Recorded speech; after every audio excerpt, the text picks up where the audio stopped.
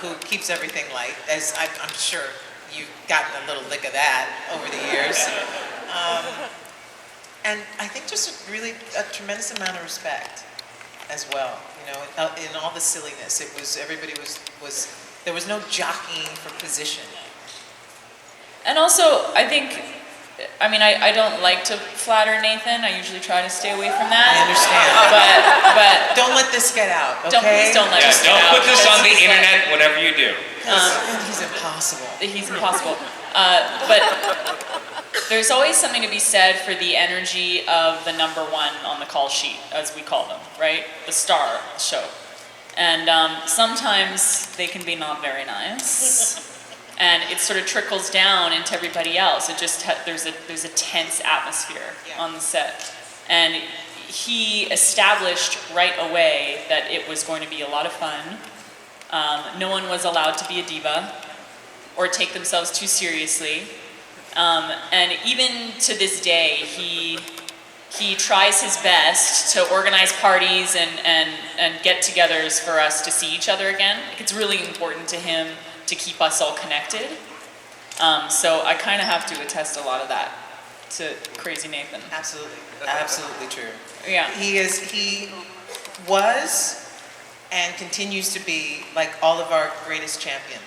He really is. Yeah. And he's a bigger fan of the show than you guys are. Well, I'm not kidding you when I say that. He loves Firefly. And misses it. And isn't shy about talking about that, too. No, and not at all. Yeah, and I think there's something to be said about him being that kind of guy that keeps us all, still hanging out and in touch and all that. Yeah, because a lot of people might say it, but they do nothing about it. And Nathan absolutely does. He loves us. We love him.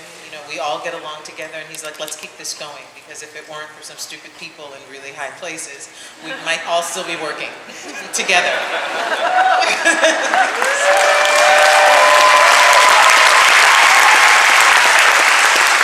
I may never work in that town again. All right, recently, there was a tournament poll for TV reboots. Yeah, I saw that. In the finals, and you know what? The Browncoats, to our credit, came out really strong right at the end. Super strong, but somehow Pushing Daisies won. Which works out okay for you, Gina. Why, yeah. But still. Just fine for you. So, and for those of you who don't know, it was an online poll for, was it Esquire, I think? There was an online poll that said, okay, out of all these shows that were canceled before their time, let's vote and see which one you want to bring back, the top show. And the last two were Pushing Daisies and Firefly. My question is... Last two? The last two. The top two. The final two. We came in second. Okay. We kind of have to stick with being the underdog. The top two, not the Okay. Sort of our... Right. Okay, got it. Well, the final two in the tournament. Got it. Yeah. Okay, so the question is, magically, if there were a Firefly reboot, in or out? In. In. Okay, I think I knew the answer.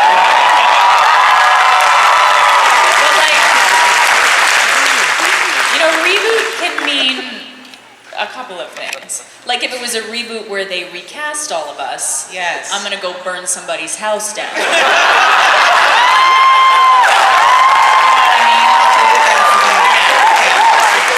Yeah, none of this Son of Firefly shit. No. Oh, I'm pretty sure the people voting were like, if it's not that cast, that's not what I voted for. I get this question a lot in panels. I don't know if you get this. People are like, if they remade Firefly, who would you want to play Kaylee? And I'm like, no one. No. Yeah, no, that's not an option. Then we just have to figure out a way to bring everybody magically back, from the dead. It was all a dream. It was all a Dream dream. sequence. Just a horrible dream. Yeah. All right, let's talk about where you think your characters, if you had a magic 8-ball and you could look into the future and say, where would my characters be right now? Where would Kaylee be? What would Kaylee be doing? How would she have evolved? I always wanted Kaylee to have a bunch of babies, right? Yeah, that would make sense. Yeah. She'd be a good mama. She'd be a great mom. Yeah, but you wanted to be mama too, and then you kind of got your way. I did get my way. I totally the- got my way. Because I comics. said it enough Yeah, you did. at these conventions that somebody actually wrote it.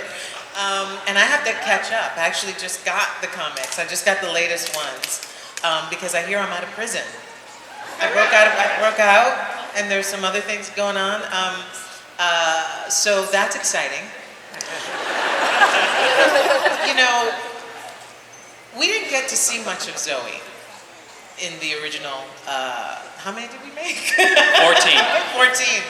And a movie. So we really never got to her story. So the fact that she has had this life and continues to have this life in the comics is fantastic and very exciting for me. So I would love to see that play out and see more of,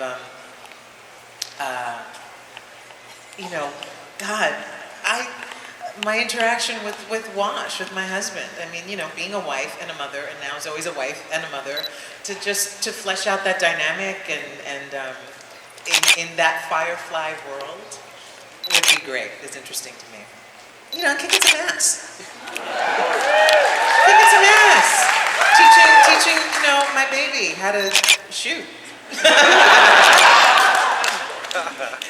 Is it strange to see, or how does it make you feel when you see people cosplaying your characters or other characters from the show? I love it. Who wouldn't love that? I gotta tell you, it freaks me out a little bit. Does it freak you out? It freaks me out just a little bit. Just because all the energy and the intention and the love that goes into that it's overwhelming.